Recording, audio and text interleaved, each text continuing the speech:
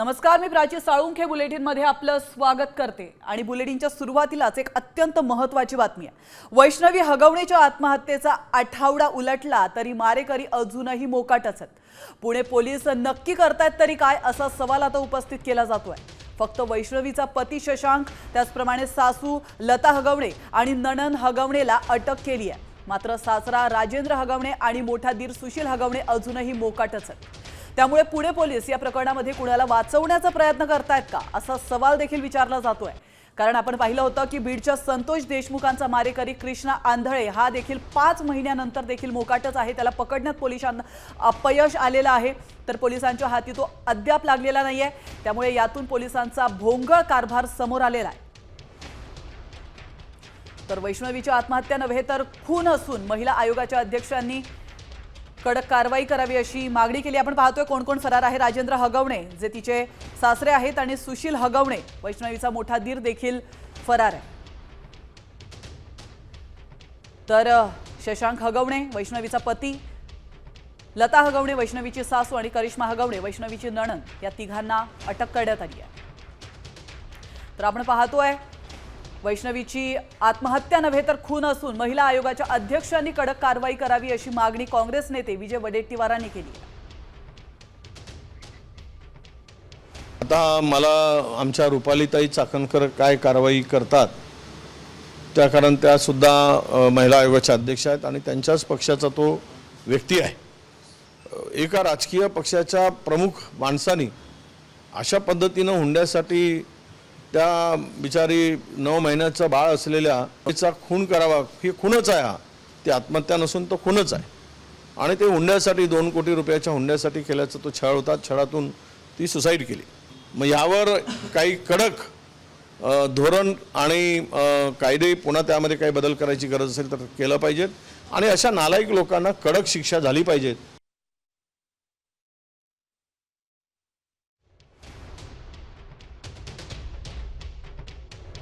पोलिसांवर दबाव टाकून त्यांच्याकडून हे प्रकरण दाबलं जात असल्याचा आरोप वैष्णवीच्या वडिलांनी केला होता। आता सामाजिक कार्यकर्त्या अंजली दमानिया यांनी देखील या प्रकरणी एका आयजी अधिकाऱ्यावर निशाणा साधलाय। वैष्णवीच्या नवऱ्याचे मामा हे आयजी म्हणजेच पोलीस महानिरीक्षक आहेत। जालिंदर सुपेकर यांचा धाक दाखवून दोन्ही सुनांवर हगवणे कुटुंबियांनी अत्याचार केल्याचा दावा अंजली दमानिया यांनी केलाय। जालिंदर सुपेकर या शशांकच्या मामावर 500 कोटींच्या घोटाळ्यासंदर्भात चौकशी सुरू असल्याची पोस्ट देखील दमानिया यांनी केली आहे।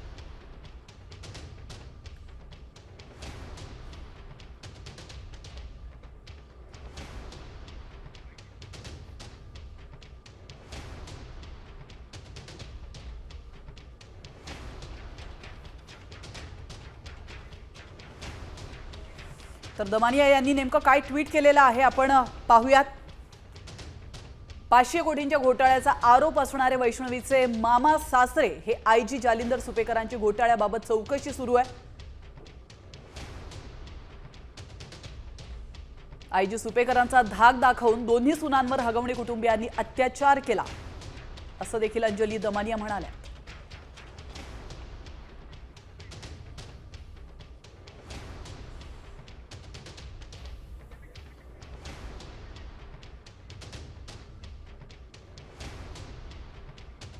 दरम्यान वैष्णवीच्या वडिलांनी हगवणेंना हुंड्यात काय काय दिलं होतं आपण पाहूया।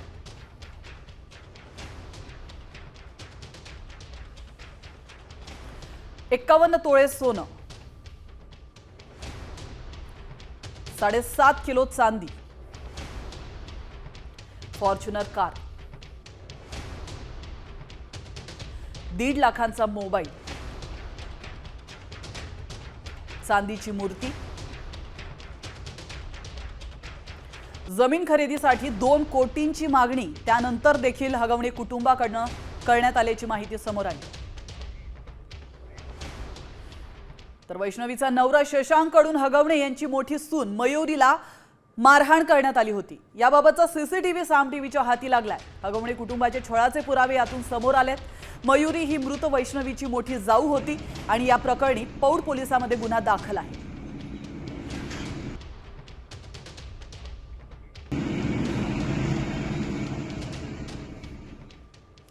वैष्णवीच्या आत्महत्येनंतर हगवणेंची मोठी सूनही समोर आली आहे. कुटुंबाकडून आपल्याला मारहाण होत असल्याचा आरोप तिनं देखील केलाय. पोलिसांमध्ये गुन्हा दाखल आहे, मात्र राजकीय दबाव असल्यानं अनेकदा कारवाई झाली नसल्याचं मयुरी जगतापनं म्हटलंय. मयुरी जगताप यांच्याशी बातचीत केली आमचे प्रतिनिधी सचिन जाधव यांनी. आपण पाहूया. वैष्णवी हगवणे हिची मोठी जाऊबाई आपल्यासोबत आहे. खरं तर तिलाही हगवणे कुटुंबाने मारहाण केली होती. तिचे फोटो आत्ता काही समोर आले आणि या संदर्भात आपण तिच्याशी बोलूयात. ताई, खरं तर तुला ती मारहाण कधी झाली होती आणि कशासाठी आणि कशा प्रकारे झाली? म्हणजे मारहाण थोडक्यात मी त्यांना प्रत्युत्तर द्यायचे प्रत्येक गोष्टीला. मी त्यांचं ऐकून नाही घेतलं, काही सहन नाही केलं, म्हणून ही मारहाण कायम तिच्या नवऱ्याकडून म्हणजे शशांक हगवणेकडून आणि नंदेकडून आणि सासऱ्याकडून आणि सासूकडून कायम झालेली आहे मला. आणि त्याचे हे फुटेज वगैरे आहेत. म्हणजे वारंवार इथून मागे जे जे होते मी त्याचे सगळे प्रूफ माझ्या घरी पाठवून ठेवायचे की मला यांनी असा असा त्रास दिलेला आहे, मारहाण केलेली आहे. हो, कपडे पण इथं तर कपडेच फाडले, मी ते धरलेलं आहे. इथं मी चौकीत बसून होतं तरी कंप्लेंट घेत नव्हते. हे सगळं मेडिकल रिपोर्ट वगैरे आहेत. तर अतिशय भयानक आहे. कुठल्या पोलीस स्टेशनला गुन्हा दाखल केला होता? पौड पोलीस स्टेशनला केला होता. म्हणजे ते दबाव आणायचे तेवढं राजकीय किंवा पैसे द्या म्हणा किंवा म्हणून ते प्रकरण तिथंच मिटायचं कायम. मग माझ्या कधी मिस्टरांनी आवाज उठवलं की त्यांना पण मारण्यात यायचं, गप्प करण्यात यायचं. मग ते वीक पडले की मी पण वीक पडायचे. मग त्यामुळं आमचं कधी ऐकलं नाही गेलं. वैष्णवीला मदत झाली नाही किंवा नवऱ्याने मदत केली नाही त्याच्यामुळे तिने हे पाऊल घेतलं असं वाटतं? हो, नक्कीच. साथ तिला मिळाली नाही नवऱ्याची, म्हणून तिने हे पाऊल घेतलेलं आहे. तिथे पण नव्हतं की मागणी करत होते, वेळोवेळी पैशाची मागणी व्हायची किंवा इतर तर काय? म्हणजे आत्ताचं ते मला किती पैशाचं आहे ते माहीत नाही, पण मी घरामध्ये बघितलेलं वॉच वगैरे, गॉगल वगैरे की हा मोबाईल वगैरे ते पाहिलेलं आहे. आणि त्याचा घमंड पण असायचा की मी खूप म्हणजे तिच्या घरच्यांकडे खूप पैसा आहे, मी भिकारी वगैरे असं तो कायम बोलून दाखवायचा. वैष्णवीच्या बाळाला अखेर तिच्या आई वडिलांकडे सुपूर्द करण्यात आलंय. वैष्णवीच्या मृत्यूनंतर तिचं बाळ गायब होतं, तर कसपटे कुटुंबाला त्याचा ताबा मिळत नव्हता. मात्र आता अखेर त्या बाळाचा ताबा कसपटे कुटुंबियांनी मिळवलेला आहे. आपण या दृश्यांच्या माध्यमातून पाहू शकतो. आणि महत्त्वाचं म्हणजे एका अज्ञातानं बाणेरच्या हायवेजवळ बाळ आमच्या ताब्यात दिल्याचं तिच्या काकांनी म्हटलंय. आणि यावेळी बोलताना वैष्णवीच्या पालकांनी राजेंद्र हगवणेंना तातडीनं अटक करा अशी मागणी देखील केली. बाळ खेळतंय तुमच्या बरोबर, हसतंय, काय सांगणार आहे तुम्ही? तुम्ही घ्यायला गेले होते मामा काय आपण जर बघितलं तर या ठिकाणी बाळ जे आहे ते आणण्यात आलेलं आहे आणि आजीजवळ बाळ आहे.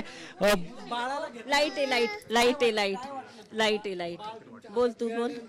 खूप छान वाटतंय आज बाळ बघा आमच्याकडे घरी आल्यासारखं आम्हाला वाटलं. ह्याच्या रूपाने आम्ही वैष्णवीच आहे असं समजतो. बघा आज तुम्ही सगळे बघताय बाळ किती खुश आहे. ओळखतंय बाळ आम्हाला सगळ्यांना ओळखतंय. गणपती बाप्पा मोरया.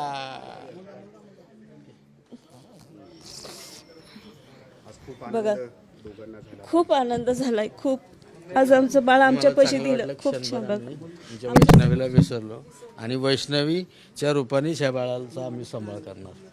हे बाळ आलं म्हणजे आम्ही असं समजतो की माझी वैष्णवी परत आली.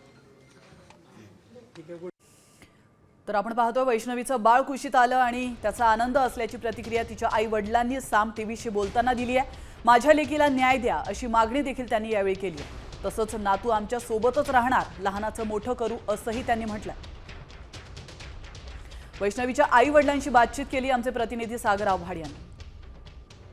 बाळ मिळाले, बाळाला तुम्ही हातात घेतलं होतं, खूप आनंद झाला मला. माझ्या मुलीचं बाळ आलं त्याच्यात माझं मनापासून समाधान आहे. आणि तुमचे सगळ्यांचे आभार आहेत की आमच्या बाळाला एका दिवसात इथपर्यंत पोहोचतं की काय मागणी ताईंची. आता फक्त त्यांना शिक्षा करा.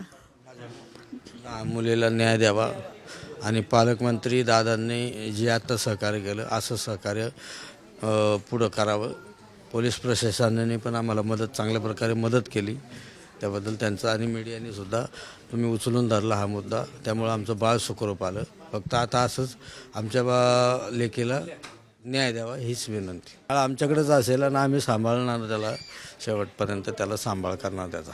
कारण तिथं सांभाळायला तेवढं नाही आहे. जर त्यांना माझी मुलगीच नको आहे तर तिचं बाळ कसं काय करतील त्याचं.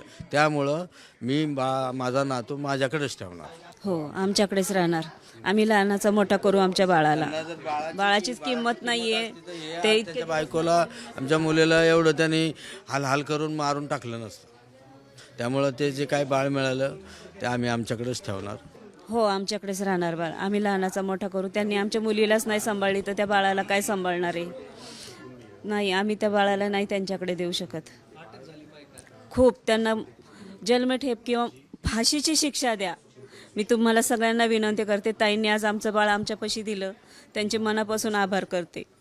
पण त्यांना कठोरातली कठोर शिक्षा द्या, एवढीच तुमच्याकडे विनंती आहे. तर आपण पाहतोय वैष्णवीचं बाळ तिच्या आईवडिलांकडे सोपवण्यात आलं असलं तरी हे बाळ कुटुंबियांपर्यंत कसं पोहोचलं याबाबत वैष्णवीच्या काकांनी माहिती दिली आहे. अज्ञात व्यक्तीचा आम्हाला फोन आला होता. त्याने बाणेरच्या हायवेवर आमच्या ताब्यात दिल्याचं त्यांनी म्हटलंय.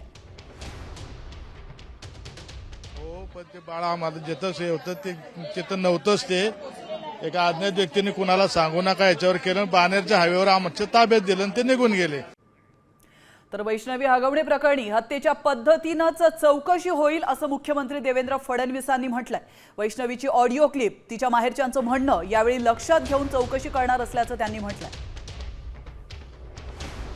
अतिशय दुर्दैवी अशा प्रकारची वैष्णवीची जी घटना आहे, एक प्रकारे मानवतेला काळिमा फासणारी ही घटना आहे. त्यातल्या आरोपींना अटक करण्यात आलेली आहे. पण वैष्णवीचं बाळ हे आपल्याकडे ठेवण्याचा आरोपींचा जो प्रयत्न होता, मी स्वतः CP पिंपरी चिंचवड यांना सांगितलं की पोलिसांनी हस्तक्षेप केला पाहिजे. याच्या पाठीमागचं जे काही ऑडिओ क्लिप आहे, याच्या पाठीमागचं जे संभाषण आहे, वैष्णवीच्या माहेरच्या घरच्यांच्या जी माहिती आहे, या सगळ्या गोष्टीवर आधारित ही या ठिकाणी चौकशी केलीच जाईल. तर यावर उपमुख्यमंत्री अजित पवारांची देखील प्रतिक्रिया समोर आली आहे. वैष्णवी हगवणे आत्महत्या प्रकरणामध्ये उपमुख्यमंत्री अजित पवारांनी पोलिसांना कठोर कारवाईचे आदेश दिलेत. असं कृत्य करणाऱ्यांना टायरमध्ये घालून मारा. सासू नणंद नवरा जेलमध्ये आहेत. सासरा पळालाय पण तो पळून पळून जाणार कुठे असं अजित पवार म्हणाले. तरी चावी देताना त्याला विचारलं, ही स्वखुशीने देताय का बळजबरीनं घेताय? खोटं नाही सांगत, टीव्हीला अजून आहे. मी त्यांना म्हणलं बळजबरीनं घेतलं तर मग बघतो याच्याकडं. चूक केली तर माझा जवळचा असला तरी मी पोलिसांना सांगतो याला टायरमध्ये घे, सोडू नको साल्याला. हे आपण सगळे बघत आलेला. म्हणजे बहुतेक त्या दोघांचं लव्ह मॅरेज आहे. त्यांनी मी विचारतो किंवा तू काय करते काय, तू बऱ्याच जणांनी बघितलंय त्या दोघांचं लव्ह मॅरेज आहे. म्हणजे माझा कुठं दुरान्वय पण संबंध नाही, फक्त लग्नाला हजर राहिलो एवढाच संबंध. तर कसपटे कुटुंबाशी अजित पवारांनी फोनवरून संवाद देखील साधलाय. त्यावेळेला त्यांच्यामध्ये नेमका काय संवाद झालेला आहे आपण ऐकूयात.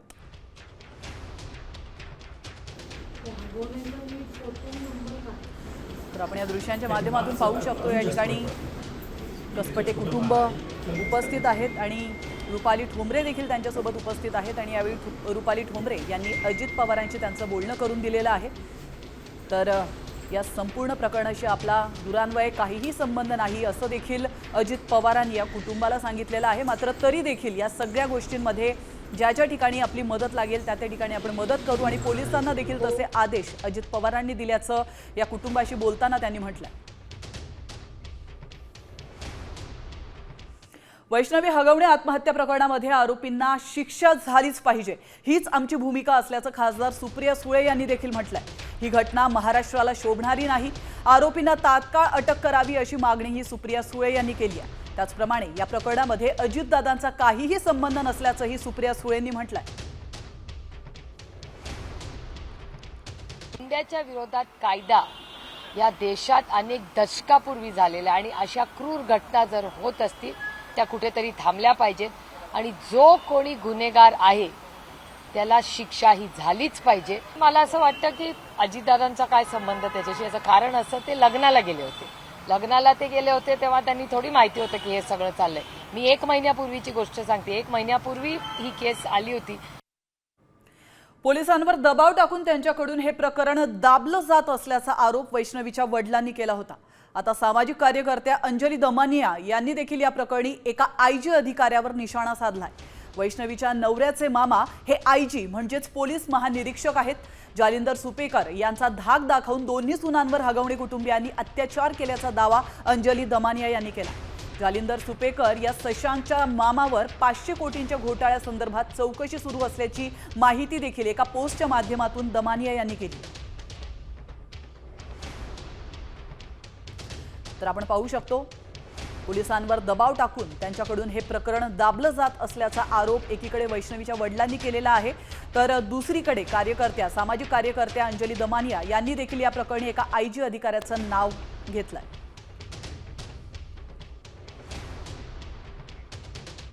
तर वैष्णवी हगवणे आत्महत्या प्रकरणावरून उद्योग मंत्री उदय सामंत चांगलेच संतापल्या. उदय सामंत यांनी कसपटे कुटुंबियांची भेट घेतली आहे. जर ही आत्महत्या नसून हत्या असेल तर कठोरात कठोर कारवाई झालीच पाहिजे असं वक्तव्य सामंत यांनी केलं. हा जो विषय आहे हा विकृतपणाचा कळस आहे, हा नीचपणाचा कळस आहे. अशा पद्धतीनं 1 वर्षामध्ये स्वतःला पैसे मिळाले नाहीत, स्वतःला गाडी मिळाली नाही, स्वतःला मोबाईल मिळाले नाहीत, फ्लॅपचा मोबाईल मिळाला नाही, म्हणून अशा सुशिक्षित कुटुंबानं जे राजकारणामध्ये दुनियेचे कैवारी म्हणून फिरत असतात अशा लोकांनी अशा पद्धतीचा अत्याचार करणं, ते म्हणून मी त्याला शब्दप्रयोग केला की हा नीचपणाचा कळस आहे आणि या नीचपणाला शिक्षा झाली पाहिजे ही शासनाची भूमिका आहे, आमची सगळ्यांची भूमिका आहे. तर दुसरीकडे वैष्णवी हगवणेच्या मृत्यूवर भाजप नेते चित्रा वाघ यांनी देखील चांगलाच संताप व्यक्त केलाय. ही आत्महत्या नसून हत्याच असल्याचं त्यांनी म्हटलंय. तसंच उपमुख्यमंत्री अजित पवार आरोपींना पाठीशी घालतील असं वाटत नाही असंही चित्रा वाघ म्हणाल्या. संसार वाचवावा याच्यासाठी ती पण तर लढत होती. तिला वाटलं आता हेही दिवस जातील, तेही दिवस जाईल, बाळ होईल, मग सुधरतील. परंतु हे लांडगे पैशाचे हव्यास असलेली लोक 2 कोटी रुपये द्या, चांदीच्या गौऱ्या द्या, चांदीची भांडी द्या, 51 तोळे सोनं दिलंय आणि त्याच्यानंतर बाकीच्या गोष्टी. त्याच्या बाबांकडनं मी ऐकलं की जेव्हा यायची तेव्हा 50,000 1 लाख का द्यायचे की बाबा याच्याने तरी चला मुलीला त्रास नाही होणार किंवा अशा पद्धतीने त्यांनी ती भूमिका घेतली. परंतु झालेला प्रकार हा अतिशय अमानवीय आहे, याच्यातल्या कुणालाही सोडणार नाही. आणि आता पाहूयात इतरही काही महत्त्वाच्या बातम्या. आणि आता बातमी आहे पावसासंदर्भातली. आताची सर्वात मोठी बातमी, महाराष्ट्रात चक्रीवादळासारखी परिस्थिती निर्माण झाली आहे. कर्नाटक गोव्याजवळ समुद्रामध्ये चक्रीवादळाची स्थिती निर्माण झाली आहे. त्यामुळे कमी दाबाचं क्षेत्र या ठिकाणी निर्माण झाल्याचं माहिती मिळते. पुढील 36 तासात ते अधिक तीव्र होणार आहे. त्यामुळे कोकण, मध्य महाराष्ट्रात मुसळधार पाऊस बरसण्याचा अंदाज वर्तवण्यात आला.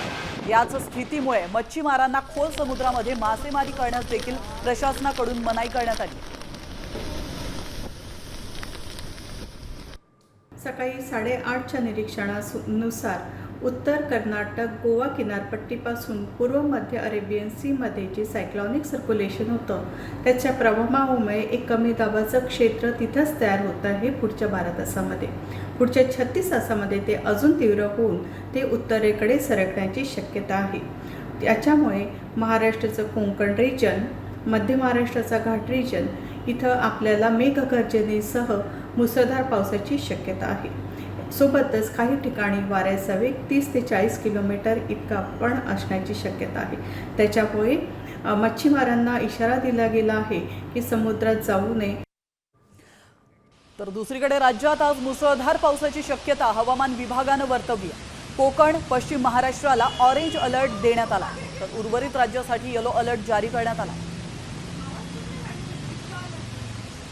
तर कुठे ऑरेंज अलर्ट आहे आणि कुठे येलो अलर्ट आहे आपण पाहूयात ग्राफिक्सच्या माध्यमातून. तर आपण पाहतोय रायगड, रत्नागिरी, सिंधुदुर्ग या ठिकाणी येलो अलर्ट जारी करण्यात आलाय.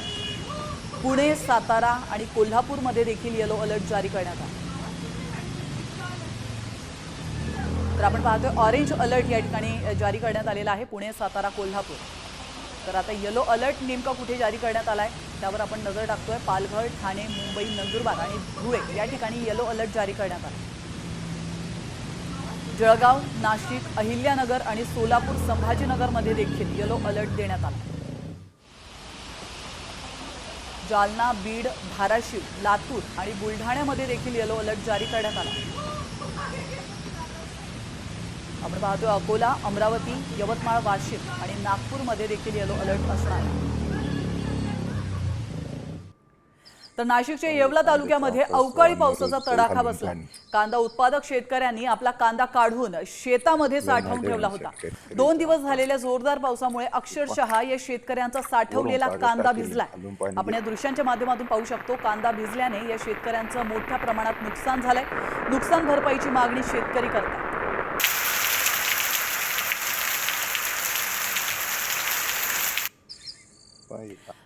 तर यवतमाळमध्ये काय परिस्थिती आपण पाहतोय। यवतमाळमध्ये पावसामुळे शेतकरी पुन्हा संकटात सापडला। हातात तोंडाशी आलेला घास हिरावल्याने शेतकऱ्यांवर मोठं आर्थिक संकट ओढावलंय। यवतमाळ जिल्ह्यामध्ये 590 हेक्टरवरील पिकाचं नुकसान झालंय।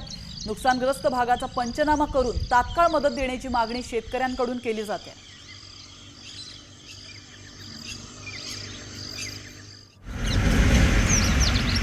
आता थेट जाऊया जालन्यामध्ये मागील 8 दिवसांपासून वादळी वाऱ्यासह अवकाळी पाऊस पडतोय। तर अवकाळी पावसामुळे उन्हाळ्यातच जालन्यातील गिरिजा नदीला मोठा पूर आल्याचं दिसतंय। या पावसामुळे शेतकऱ्यांच्या फळबागांचं देखील मोठं नुकसान झालंय। तर या जिल्ह्यामध्ये अनेक भागांमध्ये छोट्या मोठ्या ओढ्यांना आणि नद्यांना देखील पूर येतोय।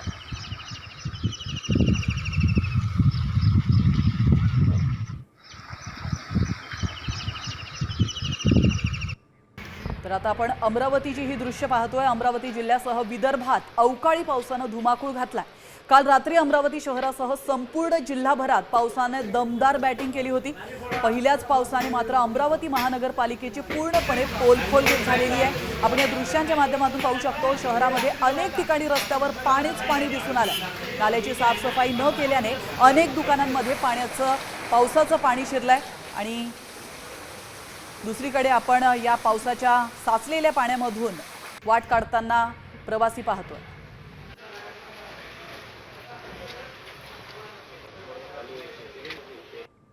आणि ही दृश्य आहेत रत्नागिरीमधील पुढील 2 दिवस पावसाचा ऑरेंज अलर्ट देण्यात आला। वादळी वाऱ्यासह पाऊस बरसण्याची शक्यता आहे। तर ताशी 30 ते 40 किलोमीटर वेगानं वारे वाहण्याचा अंदाज वर्तवण्यात आलाय। जिल्ह्यामध्ये सकाळपासूनच मान्सून पूर्व पावसाची जोरदार बॅटिंग सुरू आहे। पावसामुळे सागरी किनारपट्टी लगतच्या नागरिकांना सावधानता आणि सुरक्षितता बाळगण्याचं आवाहन प्रशासनानं केलं।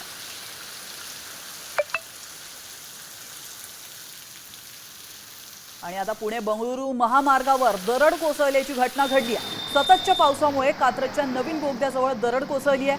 सुदैवानं यात कोणतीही जीवितहानी झालेली नाही। सध्या ही दरड हटवण्याचं काम प्रशासनाकडून सुरू आहे। आपण पाहतोय, गेले 2-3 दिवसांपासून पुणे शहर आणि आजूबाजूच्या परिसरामध्ये मान्सून पूर्व पाऊस कोसळत असल्याने ही दरड कोसळली। दरम्यान या मार्गावरून जाणाऱ्या वाहनधारकांना सावधगिरी बाळगण्याचं आवाहन करण्यात आलं।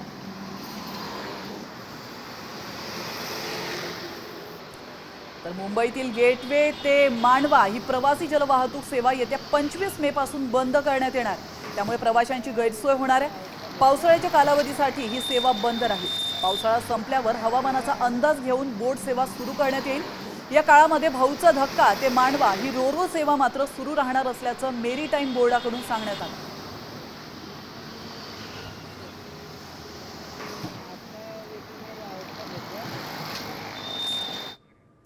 आणि आता घेऊयात इतरही काही महत्त्वाच्या बातम्यांचा आढावा। बातमी आहे धुळ्यामधून। धुळ्याच्या शासकीय विश्रामगृहात कोट्यवधींचा घबाड मिळाला। खोली नंबर 102 मध्ये 1,84,84,200 रुपयांची रोख रक्कम आढळून आली आहे। शासकीय विश्रामगृह खोली नंबर 102 आमदार अर्जुन खोतकर यांच्या सहाय्यकाच्या नावावर गेल्या काही दिवसांपासून रजिस्टर होती। माजी आमदार अनिल गोटे यांना माहिती मिळताच त्यांनी या खोलीबाहेर ठिय्या मांडला। हे कोट्यवधी रुपये आमदारांना वाटण्यासाठी आहेत असा आरोप देखील अनिल गोटे यांनी केला आहे।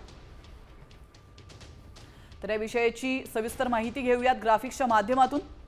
आपण पाहतोय, विधिमंडळाच्या अंदाज समितीसाठी 5 कोटी ठेवल्याचा आरोप करण्यात आलाय। धुळे विश्रामगृह खोली क्रमांक 102 मध्ये 5 कोटी ठेवल्याचा आरोप आहे। आमदारांना देण्यासाठी पैसे जमवल्याचा अनिल गोटेंचा दावा आहे। 102 क्रमांकाची खोली आमदार अर्जुन खोतकरांच्या पीएच्या नावे बुक आहे। खोली तपासामध्ये 1,84,84,000ची रोकड आढळली आहे।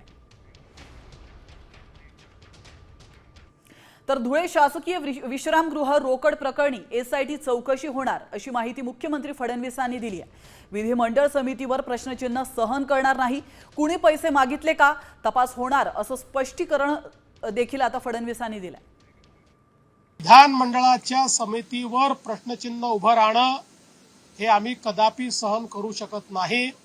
या संपूर्ण घटनेची चौकशी SIT नेमून आम्ही करायचं ठरवलेलं आहे.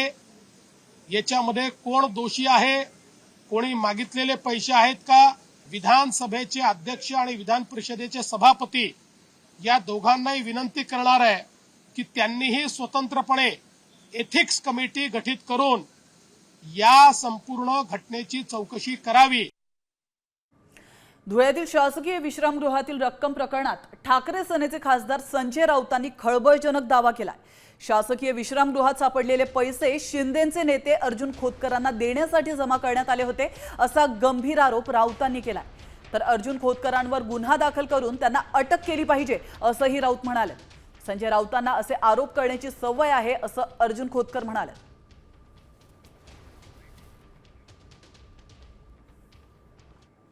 पण हे 15 कोटी रुपये शिंदे गटाच्या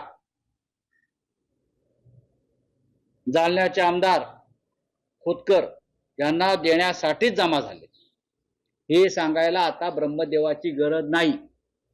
त्यांना वाचवण्याचे प्रयत्न सुरू आहेत. अर्जुन खोतकराचं काय? अटक करताय? अटक करा, गुन्हा दाखल करा. जर तुम्ही खरे असाल, सच्चे असाल तर या प्रकरणात गुन्हा दाखल होणं गरजेचं आहे. संजय राऊतांनी आपल्यावरती आरोप केलेले की 15 कोटी रुपये जी आहे ती समितीला दिले गेलेले आहेत. या संदर्भामध्ये मी ईडीकडे जाणार आहे आणि ईडीने चौकशी केल्यानंतर सर्व खुलासे जे आहेत ते समोर येतील. आणि आम्ही काही त्यांचे आरोप काही पाहिले नाहीत, वाचले नाहीत आणि त्यांना असे आरोप करायची सवय आहे. त्यांना ते आरोप करून द्या, आम्ही आमचं काम करतोय. आणि आता एक धक्कादायक प्रशासकीय बातमी. मुख्यमंत्र्यांची बैठक सुरू असताना अधिकारी चक्क झोपा काढत होते. संतप्त अजित पवारांनी कृषी विभागाच्या अधिकाऱ्यांना चांगलंच फटकारलंय. काही अधिकारी खुशाल झोपले आहेत, काही मोबाईल चॅटिंग मध्येच दंग आहेत. हे काय चाललंय अशा शब्दात उपमुख्यमंत्री अजित पवारांनी कृषी विभागाच्या वरिष्ठ अधिकाऱ्यांना झापलंय.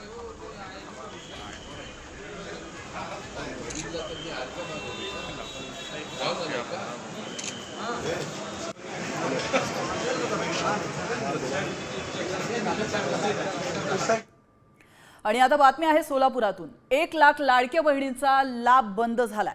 मुख्यमंत्री माझी लाडकी बहीण योजनेअंतर्गत सोलापूर जिल्ह्यातील 11 लाख महिलांना पहिले 3 हप्ते मिळाले. मात्र विधानसभा निवडणुकीनंतर निकषांनुसार पडताळणी सुरू झाली. त्यानुसार लाभ मिळणं आता बंद झालाय. त्यात कार असलेल्या संजय गांधी निराधार योजनेसह अन्य दुसरे शासकीय योजनेच्या लाभार्थी महिलांचा समावेश आहे.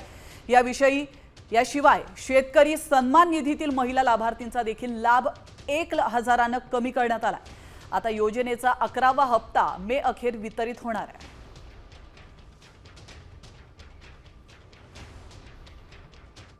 आणि आताची सर्वात मोठी ब्रेकिंग न्यूज समोर येते.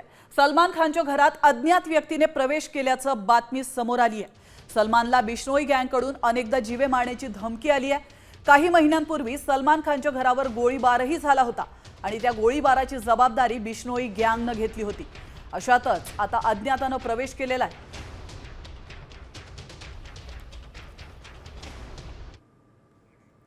सलमान खानच्या इमारतीत आणखी एक महिला घुसली आहे. ईशा छाबरा असं या महिलेचं नाव आहे. तर वांद्रे पोलिसांनी तिला अटक केली आहे. सलमानच्या इमारतीतील 2 वेळा घुसखोरीचा प्रयत्न झाला. तर या दृश्यांच्या माध्यमातून आपण पाहू शकतो हीच ती महिला आहे जिने सलमानच्या घरात प्रवेश करण्याचा प्रयत्न केलेला आहे. तर ईशा छाबरा असं या महिलेचं नाव आहे. वांद्रे पोलिसांनी तिला अटक केली आहे आणि आता तिची चौकशी देखील सुरू आहे.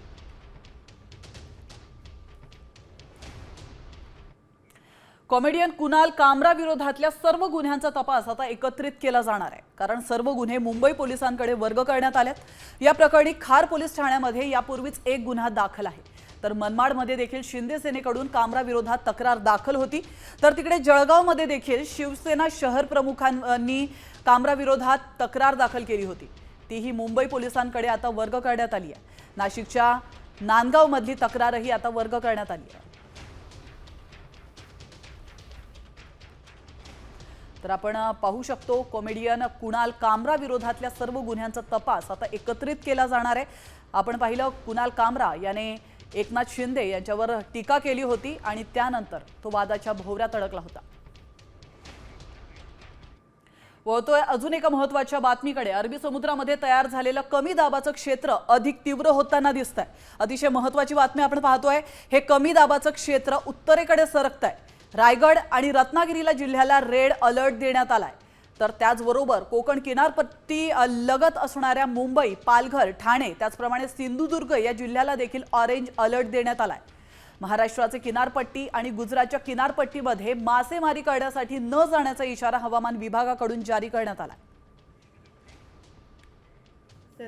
आलेल्या निरीक्षणानुसार दक्षिण कोकण गोवा किनारपट्टीच्या जवळ पूर्व मध्य अरबी समुद्रामध्ये जो कमी दाबाचा क्षेत्र तयार झालं होतं ते पुढच्या 36 तासामध्ये अजून तीव्र होऊन ते इंटेन्सिफाय होईल आणि त्याची आगेकूच ही उत्तरेला असेल।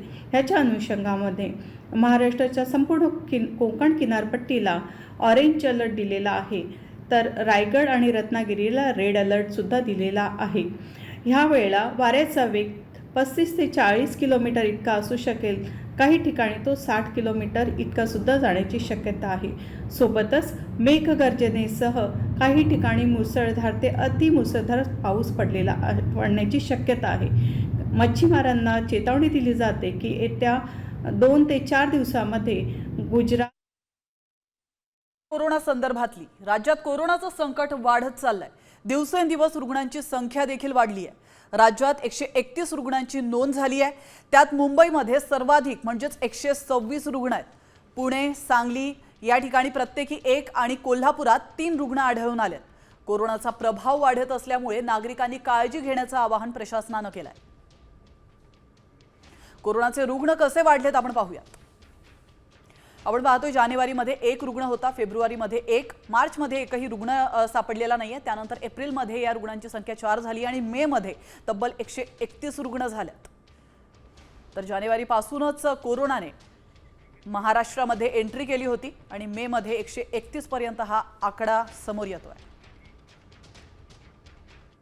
पाकिस्तानसाठी हेरगिरी केलेल्या आरोपाखाली चर्चेत असलेल्या ज्योती मल्होत्राला पोलीस कोठडी सुनावण्यात आली। यूट्यूबर ज्योती मल्होत्राला 4 दिवसांची पोलीस कोठडी सुनावण्यात आली आहे। संवेदनशील माहिती शेअर केल्याचा ठपका ठेवत ज्योतीला हिसार जिल्हा न्यायालयाने पोलीस कोठडी सुनावली आहे। तर संवेदनशील माहिती शेअर करत पाकिस्तानी नागरिकांशी सतत संपर्कात राहिल्याचा आरोप तिच्यावर करण्यात आला। ज्योतीच्या चौकशीतून आणखी काही महत्त्वाची माहिती मिळू शकते आणि त्यामुळेच तिच्या पोलीस कोठडीची मागणी करण्यात आली होती। अखेर हिसार कोर्टाने ज्योतीला 4 दिवसांची पोलीस कोठडी सुनावली।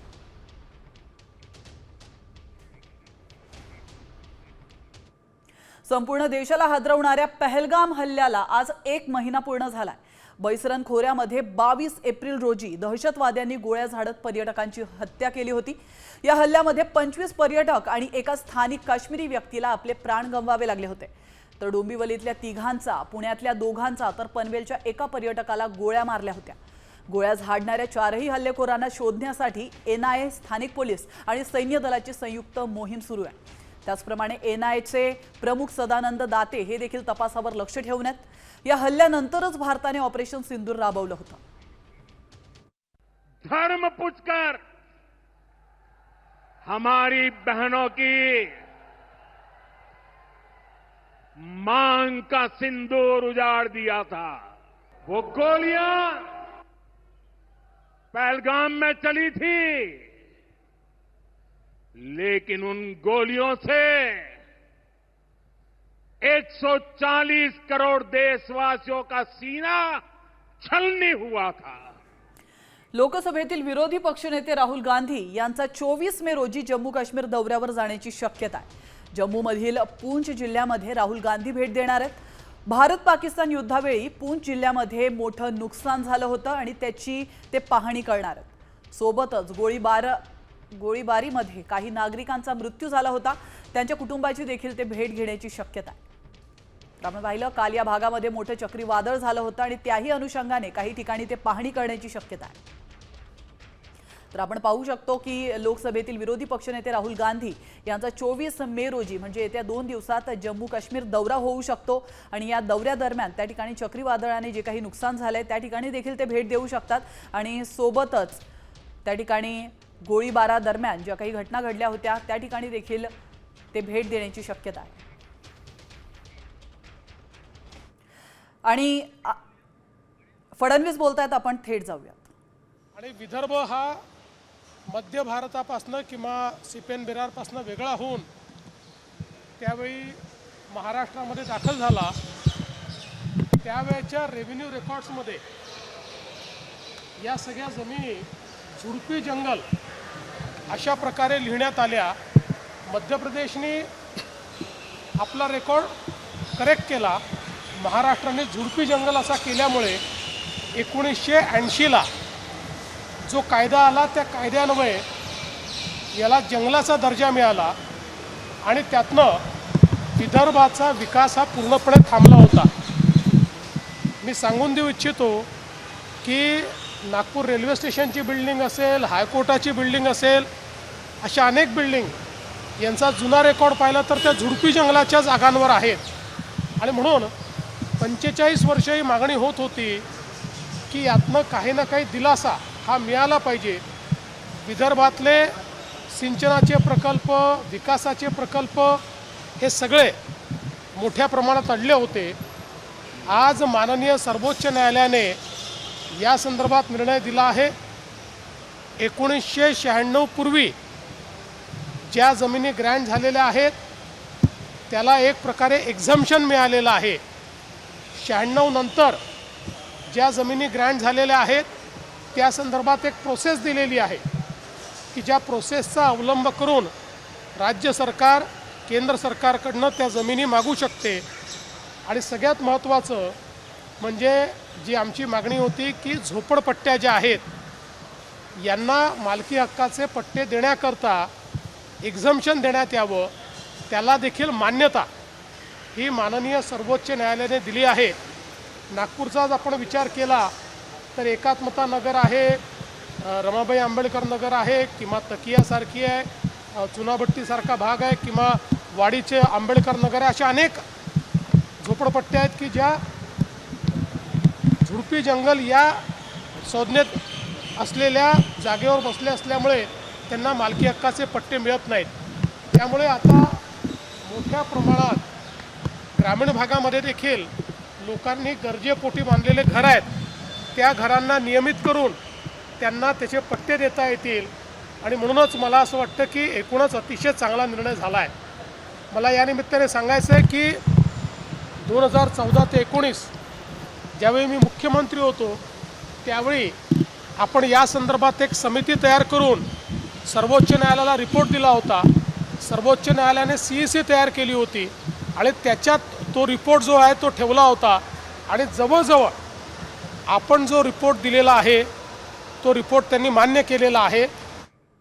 आणि आता घेऊयात बातम्यांचा वेगवान आढावा। सुरुवातीला पाहूयात वैष्णवी हगवणे आत्महत्या प्रकरणातील महत्त्वाच्या 5 बातम्या। वैष्णवी हगवणेच्या आत्महत्येला आठवडा उलटला तरी मारेकरी अजूनही मोकाटच आहेत। वैष्णवीचा पती शशांक, सासू लता हगवणे आणि ननंद हगवणेला अटक केली आहे, मात्र सासरा आणि मोठा दीर अजूनही मोकाट आहेत। त्यामुळे पुणे पोलीस या प्रकरणामध्ये कोणाला वाचवण्याचा प्रयत्न करतायत का असा सवाल विचारला जातोय।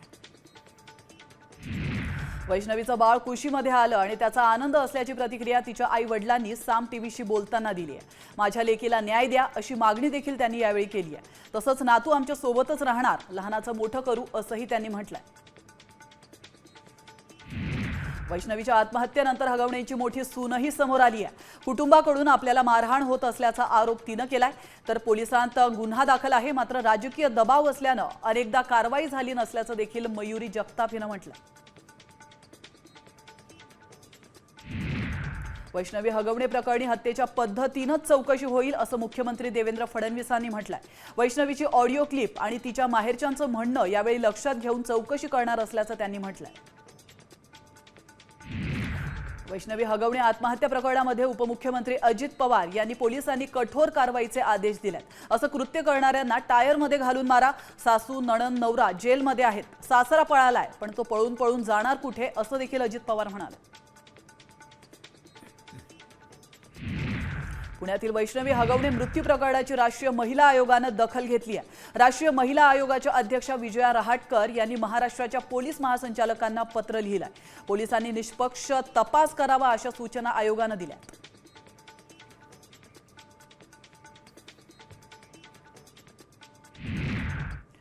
आणि आता पाहूयात पावसासंदर्भातील टॉप 5 न्यूज।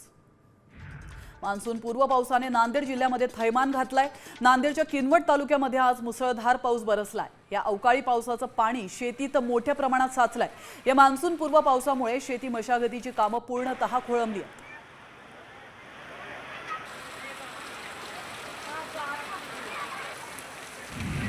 बुलढाण्यातील सर्वच तालुक्यामध्ये वादळी वाऱ्यासह मान्सून पूर्व पावसाची जोरदार हजेरी पाहायला मिळत आहे।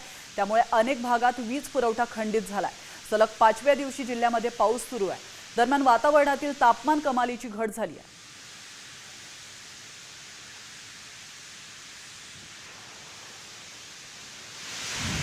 उत्तर सोलापूर तालुक्यामध्ये पावसाची जोरदार बॅटिंग पाहायला मिळाली आहे। गेल्या आठवडाभरात अवकाळी पावसाने दमदार हजेरी लावल्यामुळे सर्वत्र पाणीच पाणी झाल्याचं चित्र दिसून येत आहे। त्यामुळे पेरणीसाठी बी बियाणे खतांच्या जुळवाजुळवीसाठी शेतकऱ्यांची लगबग वाढली आहे।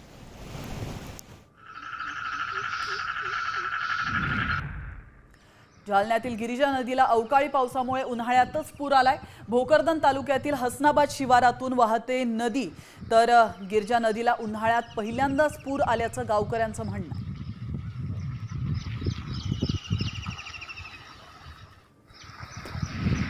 जालन्यात मान्सून पूर्व पावसामुळे शेतकरी हवालदिल झालाय।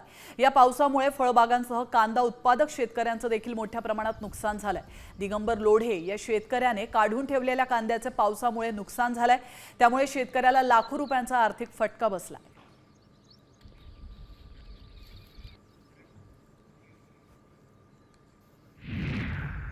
आणि आता पाहूयात मराठवाड्यातील टॉप 5 न्यूज। बातमी धाराशिवमधून तुळजापूर तालुक्यातील कांक्रबा शिवारामध्ये काढणीला आलेल्या भुईमुगाला बुरशी लागली आहे। लाखो रुपये खर्च करून जगवलेलं पीक अवकाळीने मातीमोल झालेलं आहे। त्यामुळे शेतकरी हवालदिल झाला असून शासनाने नुकसान भरपाई द्यावी अशी मागणी केली जाते।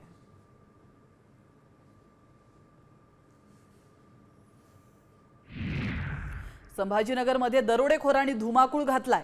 सातारा परिसरातील कुटुंबातील सदस्याला गळ्याला चाकू लावून घरातील दागिने त्यांनी लुटलेत। या घटनेमध्ये चोरटे घराबाहेर लावण्यात आलेल्या सीसीटीव्ही कॅमेऱ्यामध्ये कैद झालेत।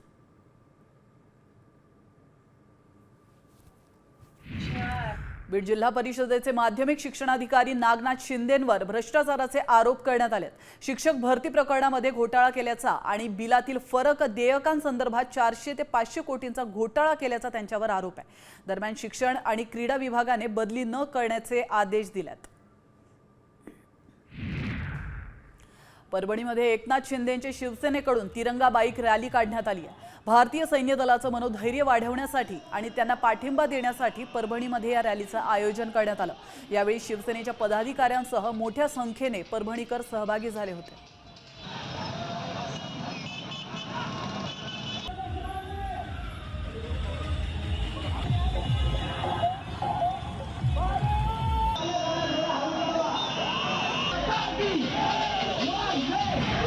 परभणी वसमत राष्ट्रीय महामार्गावरील मुख्य वस्तीतील सॅमसंग मोबाईल शोरूम चोरट्यांनी फोडलाय। यावेळी त्यांनी लाखो रुपयांच्या मोबाईलसह दुकानातील सर्वच साहित्य लंपास केलंय। दरम्यान याबाबत पोलिसात तक्रार दाखल केली असून अधिक तपास सुरू आहे।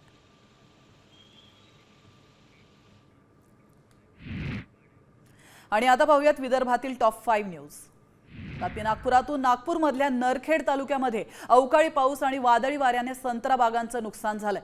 संत्र्यांची 15 ते 20 वर्षांची झाडं मुळासहित निघून गेली आहेत, तर अल्प प्रमाणामध्ये असलेल्या आंबा बहरच्या संत्रा पिकालाही फटका बसला।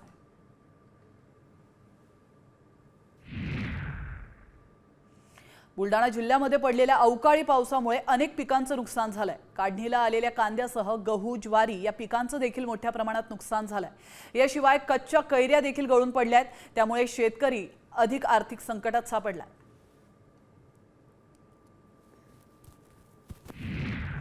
यवतमाळमध्ये अवकाळी पावसामुळे तिळाचं पीक भिजलंय। सध्या तीळ पिकाची काढणी सुरू आहे, तर तीळ पिकाला अवकाळीचा फटका बसत असल्याने महागाव तालुक्यामध्ये मोठ्या प्रमाणात शेतकऱ्यांचं नुकसान झालंय।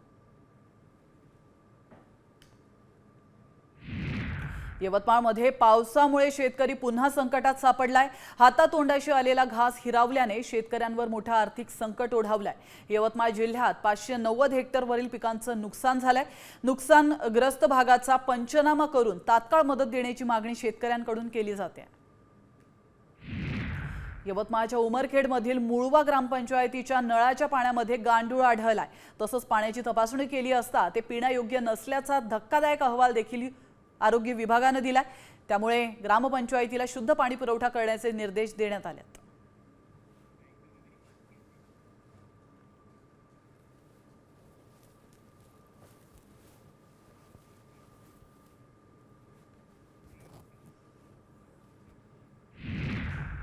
आणि आता एक महत्त्वाची बातमी समोर येते नाशिकमधून। नाशिकच्या मुंडे गावात जिंदाल कंपनीला लागलेली आग तिसऱ्या दिवशी देखील धुमसते। आगीमुळे निर्माण झालेल्या धुरामुळे इथले ग्रामस्थ त्रस्त झालेत। अशात अनेक ग्रामस्थ स्थलांतरित झाले असून काही तरुण अद्यापही गावातच आहेत। आता प्रशासनाने गावकऱ्यांची सुरक्षित ठिकाणी सोय करावी आणि गावामध्ये चोरी होऊ नये म्हणून लक्ष द्यावं अशी मागणी इथल्या ग्रामस्थांनी केली आहे। तर या संदर्भातला आढावा घेतलाय आमचे प्रतिनिधी अभिजित सोनवणे यांनी।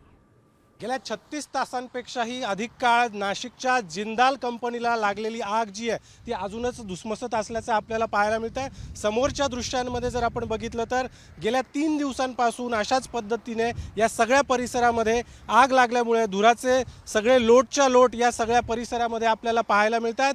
मंगळवारी मध्यरात्रीच्या सुमारास जिंदाल कंपनीचं जे गोडाऊन आहे त्या गोडाऊनला सुरुवातीला ही आग लागलेली होती। या सगळ्या कंपनीच्या परिसरामध्ये एक जो गॅसचा टँक आहे त्या टँकपर्यंत आता जवळपास आग जाऊन पोहोचलेली आहे। त्यामुळे हा टँक देखील फुटण्याची भीती असल्यामुळे या कंपनीच्या सगळ्या परिसरातील जवळपास 3 किलोमीटरपर्यंतचा परिसर निर्मनुष्य करण्याचे आदेश आता प्रशासनाकडून देण्यात आलेले आहे। कॅमेरामॅन प्रवीण काळबांडेसह अभिजित सोनवणे, साम टीव्ही, नाशिक।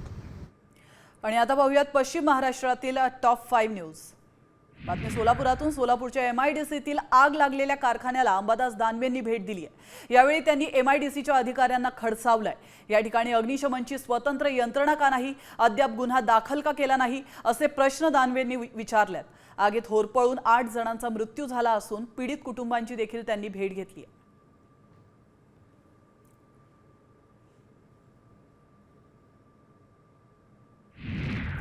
सांगलीच्या तासगाव तालुक्यातील डोंगरसोनी गावासह तालुक्याच्या पूर्व भागाला मुसळधार पावसाने झोडपून काढलाय। या पावसाने डोंगरसोनी आणि परिसरातील ओढे नाले हे तुडुंब भरून वाहू लागलेत। या पावसाने शेतकरी सुखावला असून खरीपाच्या कामांना गती येणार। अवकाळी पावसामुळे दक्षिण सोलापूर तालुक्यातील आंबा पिकांचं मोठ्या प्रमाणात नुकसान झालंय। केसर आंब्याचे 5 ते 7 लाखांचं नुकसान झालंय। जिल्ह्यामध्ये सतत पडणाऱ्या अवकाळी पावसामुळे शेतकरी राजा चांगला चिंतेत आलाय। शिरोळमधील राजापूर बंधारा पाण्याखाली गेलाय। परिणामी राजापूर बंधाऱ्यावरून कर्नाटककडे जाणारी वाहतूक पूर्णपणे बंद झाली। वळवाच्या पावसाने शिरोळमध्ये पाणीच पाणी झाल्याचं पाहायला मिळत आहे। राजापूर बंधारा या ठिकाणी कृष्णा नदीची पाणी पातळी 17 फुटांवर पोहोचली।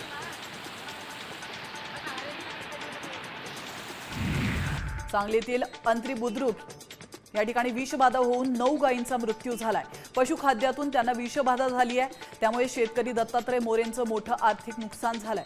दरम्यान पशुखाद्य कंपनीवर कारवाई करण्याची आणि नुकसान भरपाईची मागणी यावेळी करण्यात आली आहे।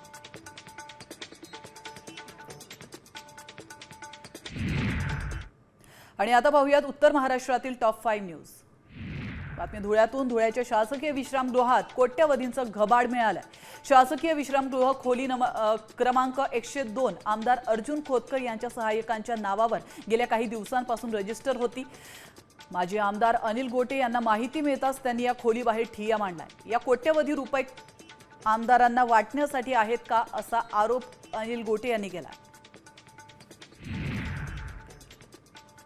जळगावमधील अजिंठा चौफुली परिसरामध्ये चौधरी बॅटरी ट्रेडिंग या दुकानातून तब्बल 41 बॅटऱ्या चोरीला गेल्या। या प्रकरणी पोलिसांनी 2 चोरट्यांना अटक केली आहे। त्यांच्याकडून 31,000च्या चोरीच्या बॅटऱ्या आणि 4 चाकी असा 6 लाखांचा मुद्देमाल जप्त करण्यात आला। नंदुरबारमध्ये अज्ञात वाहनाच्या धडकेत 1.5 वर्षीय बिबट्या ठार झालेला आहे। कोंडाईबारी या घाटातील जंगलातून जाणाऱ्या रस्त्यांवर सुरक्षा उपाय योजना नसल्याने जंगली प्राण्यांचा सुरक्षिततेचा प्रश्न ऐरणीवर आला.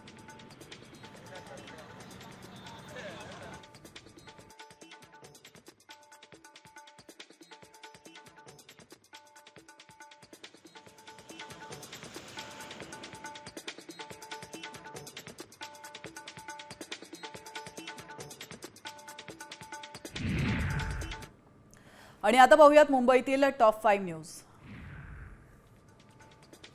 मुख्यमंत्र्यांची बैठक सुरू असताना अधिकारी चक्क झोपा काढत होते. संतप्त अजित पवारांनी कृषी विभागाच्या अधिकाऱ्यांना चांगलंच फटकारलंय. काही अधिकारी खुशाल झोपले आहेत, काही मोबाईल चॅटिंगमध्येच दंग आहेत. हे काय चाललंय अशा शब्दात उपमुख्यमंत्री अजित पवारांनी कृषी विभागाच्या वरिष्ठ अधिकाऱ्यांना झापलंय.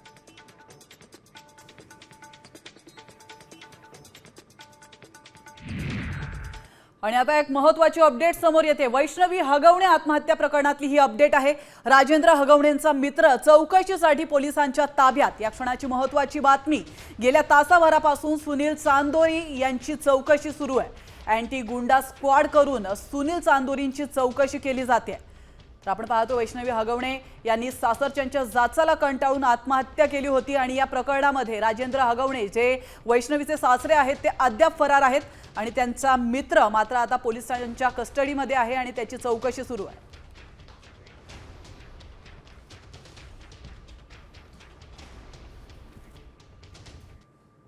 तुम्ही नोकरी सोडण्याचा विचार करत असाल तर ही बातमी पहा, कारण नोकरी सोडण्यास तुम्हाला दंड भरावा लागेल. तसा एक मेसेज सध्या मोठ्या प्रमाणात व्हायरल करण्यात आलाय.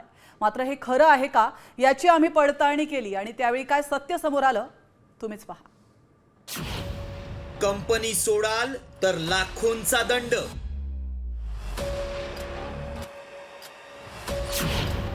झटपट नोकरी सोडणं पडेल महागात.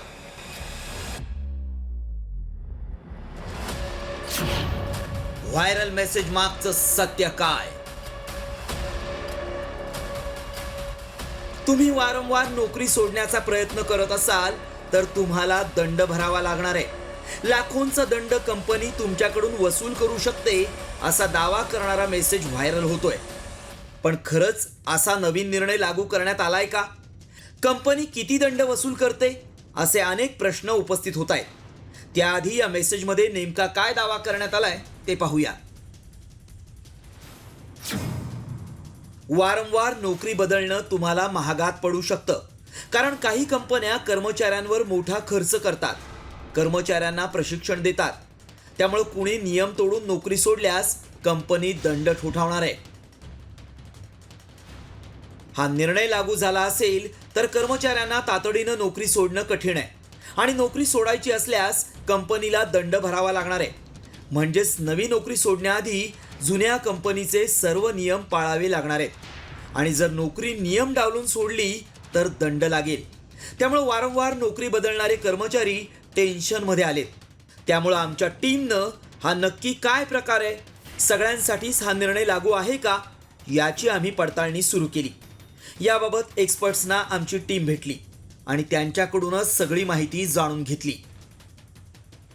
जो करार झालेला आहे कंपनीसोबत, ती ठराविक कालावधी ठरला जाईल. त्या कालावधीमध्ये नोकरी सोडता येणार नाही. जेणेकरून कंपनीचा जो खर्च असतो आणि जर मधीच नोकरी सोडून दिल्यानंतर जो त्यांचा खर्च आहे तो वाया जात असेल किंवा काही अनेक कारणं असू शकतात त्याला, पण मान्य सर्वोच्च न्यायालयात हे त्या निकालातून असं दिसून येतं की त्या ठराविक कार्यकाळ पूर्ण केल्याशिवाय तुम्हाला तो सर्व्हिस बॉन्ड दिला जाईल कंपनीला.